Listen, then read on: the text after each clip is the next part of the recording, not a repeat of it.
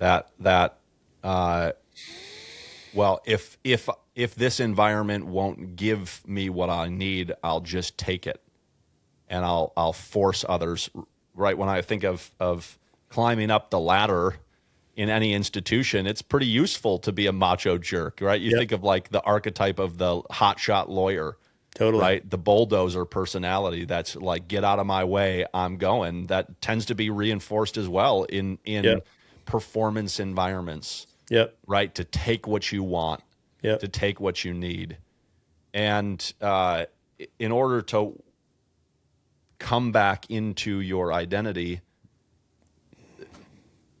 the opposite, well, I don't want to say the total opposite of what you just said, learning to say yes to others, learning to be sensitive, but developing capacity and skill is, as the macho jerk, is learning to see others. What is my impact on others' behaviors? Inviting other people to communicate to you how they're perceiving you, right? Are you bulldozing? And give people permission.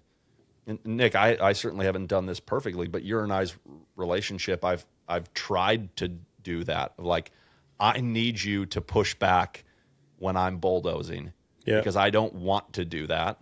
And I want to learn how to not do that, but I do that, right? When I see someplace that we should go, the motivation might be really good and pure, but the performance or how I show up to it isn't. And it has an effect on others.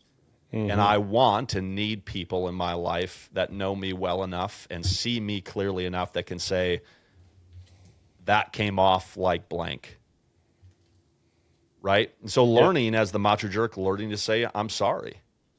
Learning to make amends, learning to be honest, because that buildup, that experience for me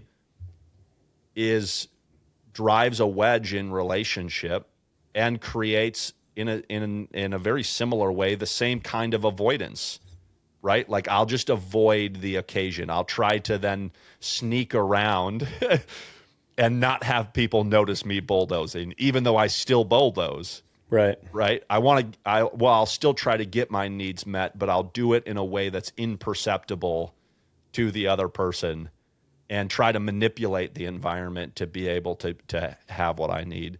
Yeah. Which becomes more damaging, not less damaging, both to me and to the people that I live with, that are around me, that I have a relationship with. So, I mean, you talked about in one of your earliest experiences of AA, hearing someone say, I don't have an addiction to alcohol, I have an approval addiction. Yeah. That this, again, plays out in the world around us, certainly, but in our own world, that this drive for approval. And the other thing I wanted to comment on, and we'll land the plane then here, is, Nick, you said earlier that limbic system in our brain, the amygdala, that fight or flight motivation, for the young boy, that familial environment was the lion. And so part of compassion is realizing that he needed to do that then, and it's no longer helpful now. Right? He needed to perform like that in order to be safe and okay. And as an adult, it needs to change. Yeah. Right? So having compassion that the lions in the boy's life required him to develop a maladaption, just in the same way that you have compassion, like you said, Nick, and looking at your family and seeing what all they had to deal with and saying, like, I get it. Yeah. We also have to look at that young part of us and say, I get it. Right. That was a real lion. Right. Because we are so wired for intimacy and connection that it is in some ways experienced internally in the very fabric of our being, in our neurons, as life or death.